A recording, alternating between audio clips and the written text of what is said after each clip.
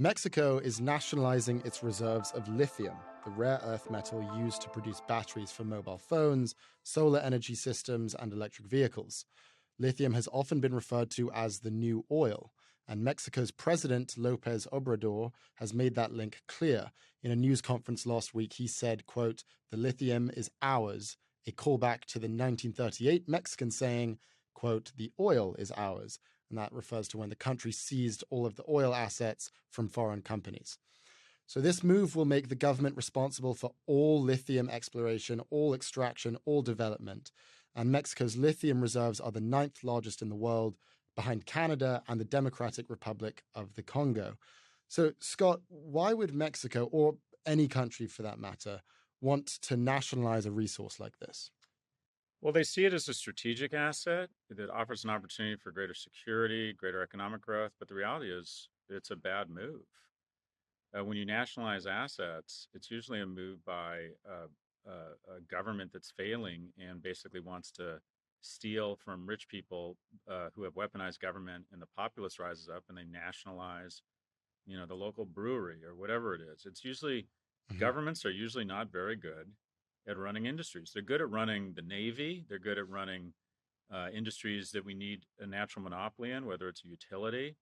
They're good at running companies where there's a social good but aren't profitable.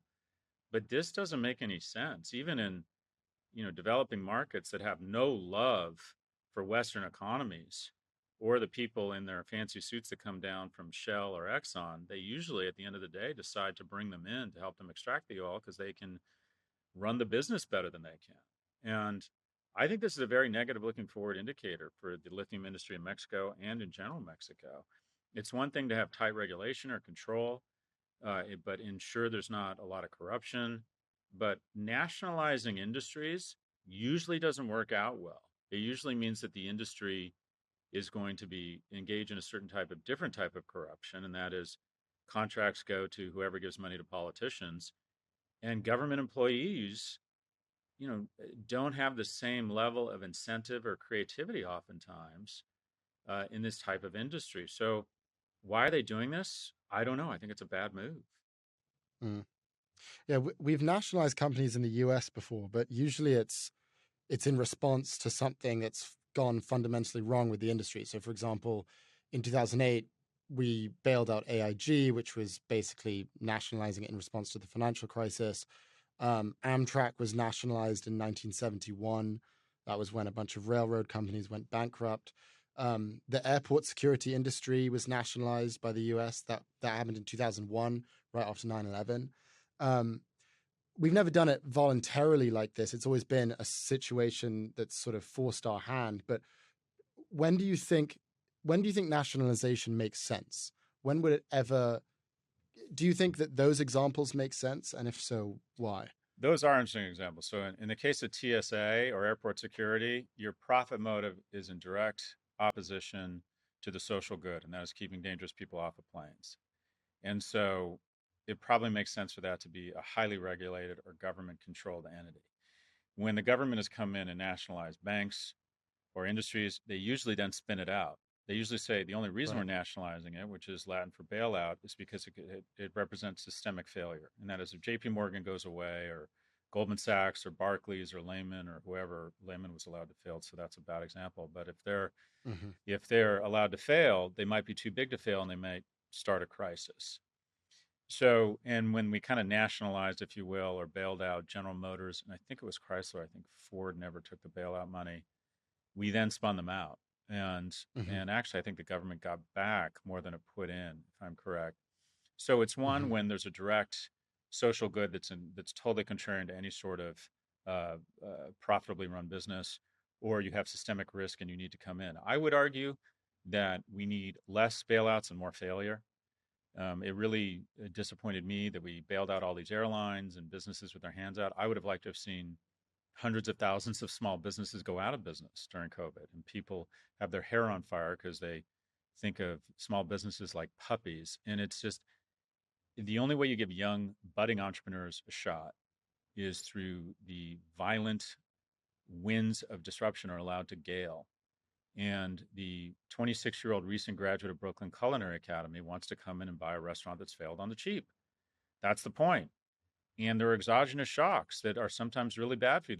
There was an exogenous shock from 2009 till 2021 called a historic bull run, and we didn't Mm. impose special profit taxes or bull market taxes on people. So when we have the exogenous shock of the pandemic, I think you let businesses go out of business. Why on earth did we bail out Delta? So I don't like nationalizing. I can see there are certain situations where you have to do it, where there's value there, there's a systemic risk, or the profit motive would be directly contrary to the social good. Hmm. And then something you were mentioning on our editorial call the other day is the idea of energy as sort of as a geopolitical force. Could you elaborate what you meant by that? Well, the Gulf is a power player. And the reason Hmm. they're a power player is they sit on top of these oceans of a resource that is incredibly valuable. And who not only they decide to sell it to, but what routes, secure supply routes they set up is sort of an indicator. It's the oxygen to the world economy. And they can technically cut off or restore oxygen to any economy. So they become powerful. And they, in politics, are largely shaped by the flows of energy. A lot of people think we entered World War II in a fight over rubber plants and different energy sources in Southeast Asia that the Japanese were trying to swallow up. But my point is, if you look at the flows of energy, you're really talking about the flows of power. And Hmm. America is blessed. We're an energy exporter. We're an energy exporter. Now, granted, you have to do stuff with it. It doesn't guarantee anything. Russia is a basket economy. Some of the biggest nations in the world, or some of the biggest oil producers in the world, have not been able to get out of their own way. But the question is that same power shifting to rare earth minerals? Are we going to see new Hmm. players, new power players emerge based on their deposits of lithium? Yeah.